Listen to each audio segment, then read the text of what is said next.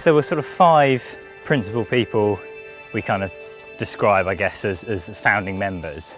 3 of those had got to know each other from setting up a small kind of educational growing space called Oxgrow, and we had been talking for a while and thinking this is great, but we'd actually like to do something that produced a bit more. So rather than just for education demonstration, it actually grew a fair bit. Volunteers are brilliant, but you need somebody there with a salary to give it energy, to keep it ticking forward, to always be the person who's going to say, okay, I've got to do that, I'm going to do it because it's my job. We are very, perhaps not reliant, well yeah, in a sense, yeah, reliant on volunteers as well. You know, like they provide a huge amount of what we do, both at the farm and on the van as well. We have people who help out on the retail side of things. We don't plan to just sell our stuff, so we buy in from other local growers as well, which has actually become a really integral part of our identity and our kind of mission and what we think we're doing.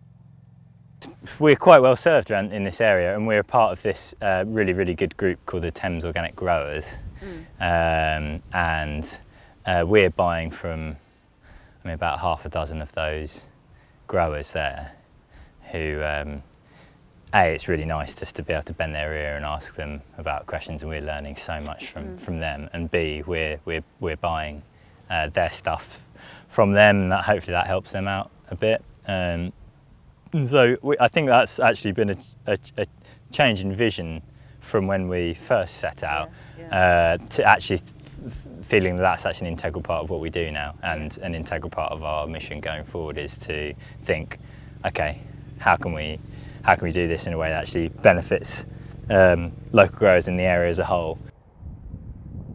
The retail side of things, well, both retail side and the growing things, you know, I think our business plan was a bit punchy. Yeah.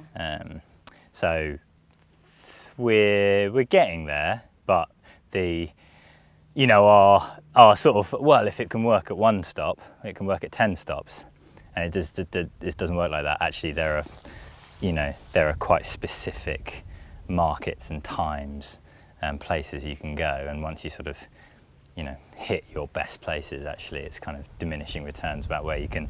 So basically our upwards growth has not really happened as fast as we planned. So we're getting to a point now where we're sort of breaking even on a year basis, which is a really, really, really good starting point. You know, all in all, it's been tougher than we'd expected. Maybe another couple of years before we'll be in a position to be paying any interest on that investment.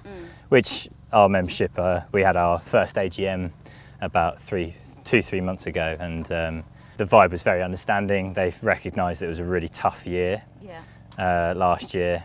I think they get the point that we're going in the right direction, that we've got some more work to do, some new ideas to try out as well, but that we are going in the right direction. How much land have you got here? So this is 5 acres on this side of the fence, Up to the fence, and that's another 5 acres on the other side, which at the moment we've just got a few fruit trees down, as I said, and then we're putting this as we're gradually going to, once we've got this side under control, extend our rotation into that other field.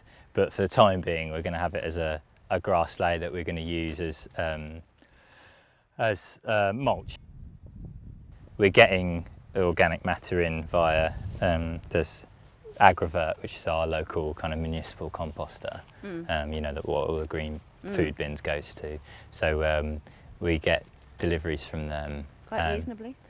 I mean, as with all of this, the price of the stuff is not the issue, it's how do you get it here. It's you pay more for the delivery than you do for the... so if you can do it on site, for instance, one thing we're starting to do, we haven't got it going just yet, Ian Tolhurst, who's a local grower, very centrally involved, sort of runs this Thames Organic Growers Network.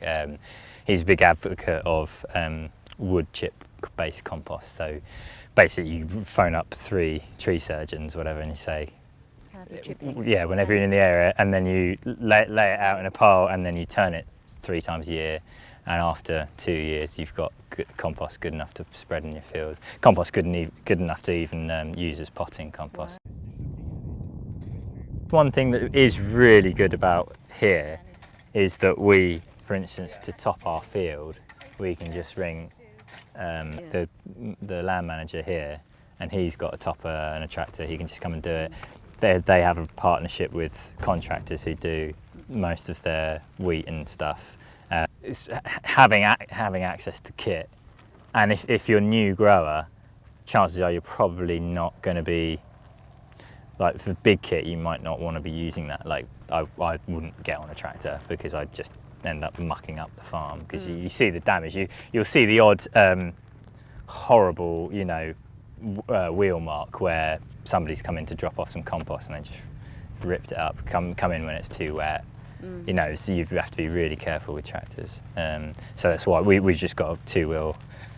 I mean, it's basically a glorified rotavator that you can change the attachment on, and that's worked really well for us actually. I think for as long as we can, we'll just stick to that, and best not to get too big for your boots.